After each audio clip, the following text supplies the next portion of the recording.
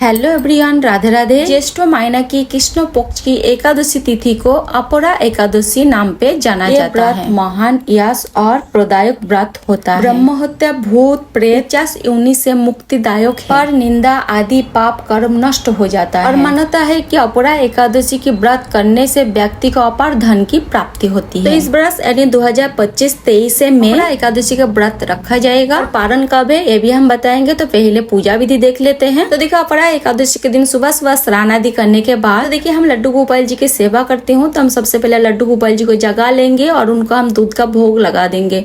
उसके बाद हम लड्डू गोपाल जी को स्नान कराएंगे। तो स्नान कराने के लिए आप कोई भी बर्तन ले सकते हैं, तांबा, पीतल, कांसा या आप स्टील का भी बर्तन आप ले सकते हैं।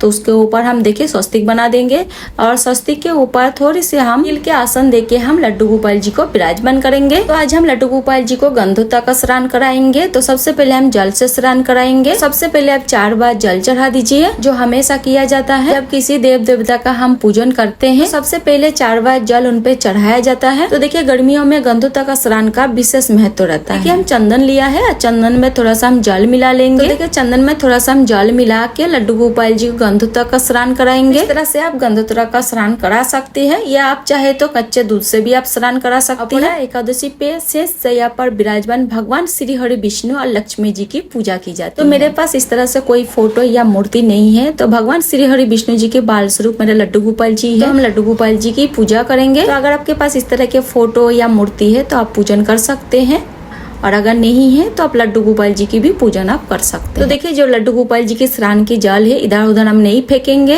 हम कोई भी पौधों में डाल देंगे जहाँ पे किसी की प्यार न पड़े। लड्डू गोपाल जी को अच्छे से पोंछने के बाद हम इत्र से मालिश करेंगे। तो बढ़िया से लड्डू गोपाल जी को इत्र से मालिश करना है। उसके बाद हम लड्डू गोपाल जी के सुंदर सा श्रृंगार करेंगे। हम लड्डू गोपाल जी को कॉटन का वस्त्र पहनाएंगे क्योंकि गर्मी अभी बहुत ज्यादा है। आप चाहे तो लड्डू गोपाल के पूरे शरीर पे चंदन का श्रृंगार भी कर सकते हैं। तो देखिए हम लड्डू गोपाल जी के बहुत ज्यादा श्रृंगार नहीं करेंगे। लड्डू गोपाल जी कपड़ पे थोड़ा सा हम चंदन भी लगा देंगे। चंदन गर्मी के दिन के लिए बहुत अच्छा है क्योंकि ये शरीर को ठंडक प्रदान करता है। तो देखिए चंदन से हम लड्डू गोपाल जी को थोड़ा सा श्रृंगार भी कर दिए हैं। तो मेरे लड्डू गोपाल जी के श्रृंगार कैसे लगा कमेंट करके जरूर बताना। देखिए लड्डू गोपाल जी का हाथ में हम बांसुरी दे देंगे और थोड़ा सा इत्र भी लगा देंगे।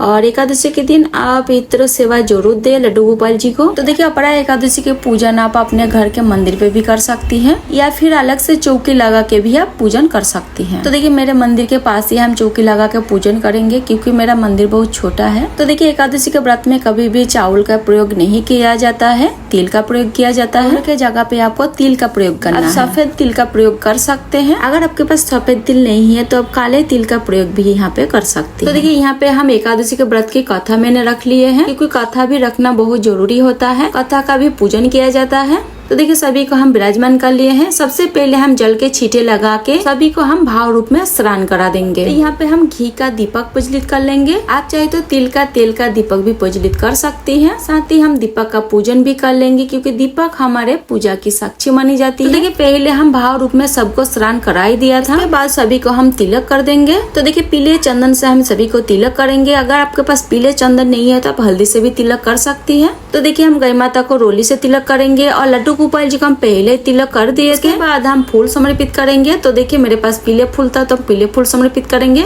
अगर आपके पास पीले फूल है तो आप जरूर समर्पित करें। अगर नहीं है तो जो भी फूल आपके पास है आप समर्पित कर सकती है। तो देखिए मेरे पास माला था तो हम लड्डू गोपाल जी को माला समर्पित कर देंगे। तुलसी भी हम जरूर समर्पित करेंगे क्योंकि तुलसी बिना पूजा अधूरा माना जाता है। तो देखिए हम यहाँ पे तुलसी समर्पित कर देंगे। तो देखिए एकादशी के दिन तुलसी नहीं तोड़नी चाहिए, आप तुलसी एक दिन पहले तोड़ के रख ले। तो देखिए फूल समर्पित करने के बाद अब हम भोग समर्पित करेंगे। देखिए गर्मी अभी बहुत ज्यादा है इसलिए हम मिट्टी के मटके में जल समर्पित करेंगे और जल में भी हम तुलसी पत्ता जरूर डालेंगे। देखिए अपरा एकादशी के दिन ककड़ी का भोग समर्पित की जाती है और काकड़ी का फलाहार किया जाता है और काकड़ी का जो है कि आपको दान करना है और काकड़ी का जो है कि आपको भोग लगाना है। और काकड़ी जो है ना इसी सीजन में आती है तो आप काकड़ी से भी फलाहार बना सकती है और काकड़ी जो है ना आपको दान करनी है। साथ ही आप कोई भी ऋतु फल का भी भोग समर्पित कर सकती हैं। इसके अलावा आप दूध से बना हुआ कोई भी मिठाई का भी भोग आप समर्पित कर सकती है। तो देखिए एकादशी के दिन अन्नों का भोग समर्पित नहीं की जाती है, फलाहार का ही भोग समर्पित की जाती है। और जो भी भोग आप समर्पित करें उसमें तुलसी दल आप अवश्य डालें। तो देखिए भोग समर्पित करने के बाद हम दक्षिणा समर्पित करेंगे क्योंकि दक्षिणा हमें पूजा में रही कमियों का पूरा करती है। तो आप सामर्थ्य अनुयायी दक्षिणा आप जरूर समर्पित करें। उसके बाद हम धूप धूप दीप दिखाएंगे। उसके बाद हम सभी को तिल समर्पित करेंगे। तो देखिए चावल का प्रयोग नहीं की जाती है, एकादशी के पूजन पे तिल का प्रयोग की जाती है। तो सभी को हम यहाँ पे तिल समर्पित कर देंगे। उसके बाद हम अपना एकादशी के व्रत कथा सुनेंगे। तो देखिए व्रत कथा सुनने के लिए 1 लोटा हम जल ले लेंगे। तो देखिए एकादशी का व्रत कथा सुनने के लिए हाथ में तिल और फूल ले लेंगे। उसके बाद हम अपना एकादशी की व्रत कथा सुनेंगे। तो देखिए एकादशी के व्रत कथा आप मोबाइल से भी सुन सकती है, या फिर अगर आपके पास एकादशी के व्रत कथा की किताब है तो आप पढ़ भी सकते हैं। तो अपना एकादशी के व्रत कथा सुनने के बाद हाथ में जो तिल और फूल लिए थे हम भगवान श्री हरि विष्णु जी के चरण पे समर्पित कर देंगे और थोड़ी सी तिल हम लोटे में भी डाल लेंगे। तो इस तरह से मेरा अपना एकादशी के व्रत कथा पूर्ण हो जाएगी। एकादशी की व्रत कथा सुनने के बाद फिर हम आरती करेंगे। आप चाहे तो अलग से दिया बना के भी आप आरती कर सकते हैं, या फिर जो दिया आप प्रज्वलित किए हैं उससे भी आरती कर सकते हैं, या फिर आप कपूर आरती भी कर सकती है। तो देखिए यहाँ पे हम बहुत ही प्रेम पूर्वक आरती करेंगे। और देखिए अगर आप अलग से चौकी लगा के पूजन कर रहे हैं तो गणेश जी को विराजमान आप जरूर करें।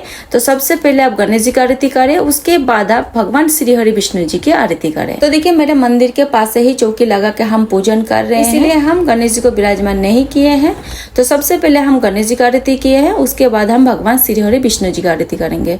तो प्रेम पूर्वक आरती करने के बाद पूजा में रही कमियों के लिए क्षमा याचना करेंगे और मेरे परिवार की मनोकामना पूर्ति के लिए भगवान से हम प्रार्थना करेंगे। आरती करने के बाद हम आचमन करेंगे, यानी आरती हम ठंडा करेंगे। तो इस तरह से मेरा अपरा एकादशी की सुबह की पूजा पूर्ण हो जाएगी। और शाम को भी हमें इस चौकी पे दीपक पूजित करनी है और आरती भी करना है। इसी तरह से आप अपरा एकादशी के दिन बहुत ही सरल विधि से पूजन कर सकती है। पूजा के बाद जो जल का लोटा है हम सूर्य भगवान को अर्घ्य दे देंगे। जो भी भोग प्रसादी आप समर्पित किए हैं परिवार में सभी सदस्यों का प्रसादी स्वरूप आप बांट सकते हैं। तो देखिए अपरा एकादशी के दिन जल का दान करना उत्तम माना जाता है। तो आप मटका, पंखा, खरबूज, काकरी, फलों का दान आप कर सकती हैं। कहा जाता है कि इस दिन अन्न और जल का दान करना बहुत अच्छा माना जाता है, और जो भी कुछ आप दान करें उसमें दक्षिणा रख के आप दान कर सकती है। तो देखिए अपरा एकादशी के व्रत पापों से मुक्ति और मोक्ष की प्राप्ति के लिए किया जाता है। तो आप इस दिन व्रत जरूर रखें, और कोई भी कारण वशत अगर व्रत नहीं रख पाते हैं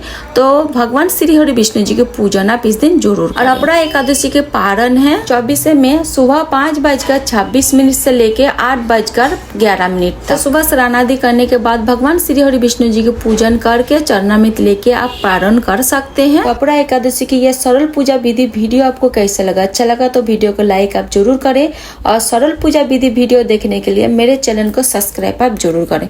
फिर मिलते हैं किसी और वीडियो के साथ, तब तक के लिए राधे राधे, जय श्री कृष्ण।